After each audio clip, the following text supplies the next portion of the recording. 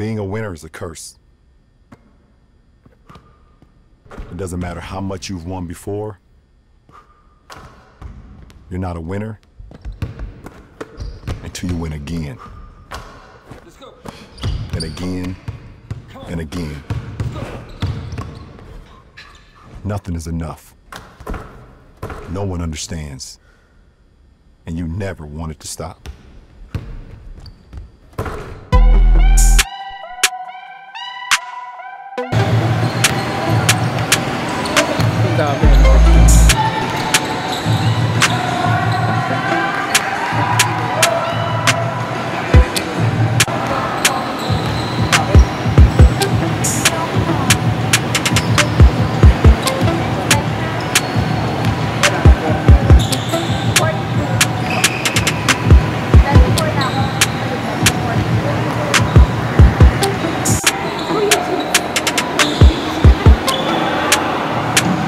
Pa lang ako.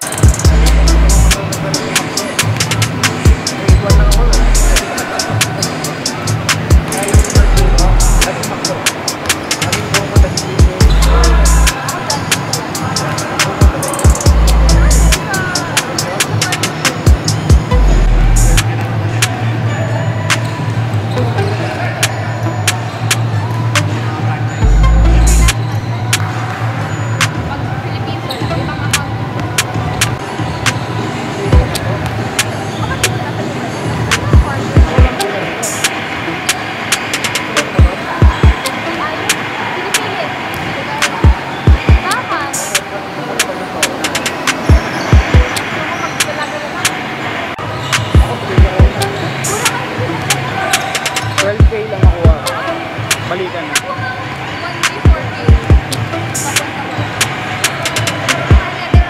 Eh kasi halit eh.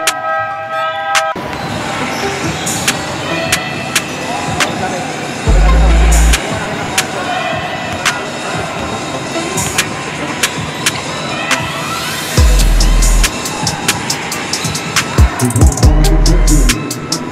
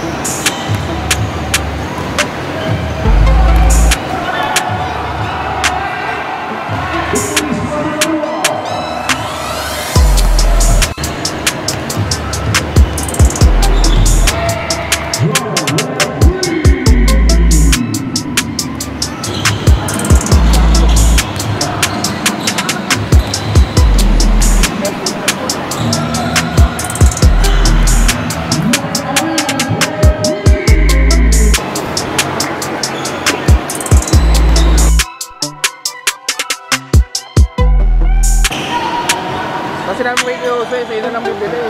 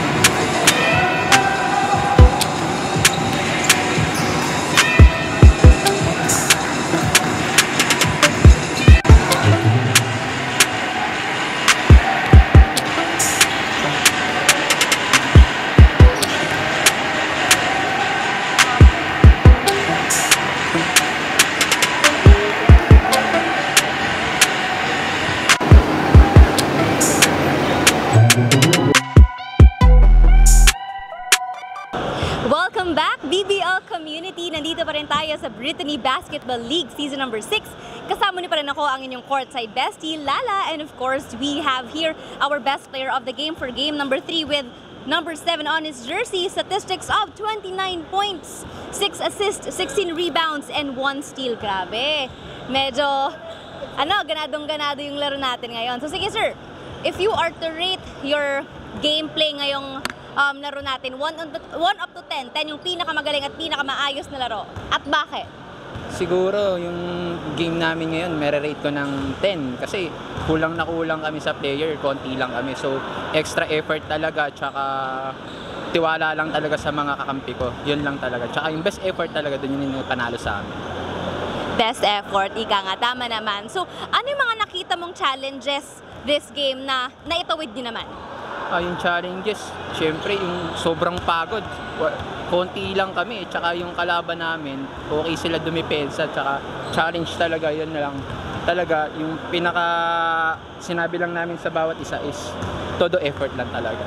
Ayun, pero kitang-kita naman, napakaganda ng opensa mo personally this game. So baka gusto kong i-shoutout o batiin? Shoutout sa mga tropa ko, tsaka yung Team Elmer Hayoma. That's all. Ayun, last question. Ano ang mga malulook forward namin sa'yo at sa team mo sa mga upcoming games? yung malulook forward namin is mag-ready na yung mga susunod namin makakalaban kasi mas gagalingan pa namin. Oh, grabe. Pagbabanta. Mag-ready kayo sa mga susunod na mga kalaban. Ayan lamang po. Thank you so much and congratulations. Once again, this is your courtside bestie Lala. Kita-kits tayo next game. Thank you po. At nandito pa rin kayo sa Brittany Basketball League Season 6. Maraming salamat sa ating best player of the game for game number 3. Now we have here naman yung coach ng Aberdare, ang winning team natin. Of course, Sir Chris. Sir Chris, kamusta naman ang laro ninyo? Kasi na-maintain nyo ang momentum from previous Sunday. Nagwagi pa rin kayo. Ito, nakakapagod kasi medyo kinulang kami sa players pero buti masipag yung mga kakampi ko ngayon kaya all good. Alright. So sir, ano yung mga key improvements na binago nyo this game from previous game para mas mapalakas pa ang team play ninyo? Siguro tumakbo lang kami talaga na tumakbo. Siguro yung advantage namin kinapitalize lang namin yung speed namin tsaka yung fast break namin. Kaya siguro nakalaman kami ng maaga. Yeah. Ayun. So sabi nga ng best player of the game ninyo, ni Mr. Medina, maghanda na raw ang mga susunod na kalaban nyo sa upcoming games. Ano yung mga comment mo at mga shoutout mo rin sa mga upcoming opponent teams ninyo? Hindi, gano'n lang talaga kasi mga competitive talaga yung mga yun eh. So, as the start of the season pa lang, ang goal talaga namin is yung mag-championship. Mag-champion rather. Kaya yung competitive side nila talaga lumalabas yun. Nakita mo rin last game din. Kaya, ayun, we're looking forward talaga sa playoffs. Yeah. Definitely. So sir, shoutout ka sa mga gusto mong batiin. Hi nga pala kay Love Jeremy, I love you. Thank you for supporting us, pati si Venti. And yung sa mga kampi ko, kita-kits tayo sa playoffs. Yun lang. Thank you. Ayan, thank you so much, Sir Chris, and congratulations to Team Aberdare. Thank you. So that's it for our game number 3. This is your courtside bestie, Lala. Kita-kits tayo sa game 4. And don't forget to like our official Facebook page, Brittany Basketball League. And of course, use our official hashtag, We Are Brittany and Brittany Basketballers. Kita-kits!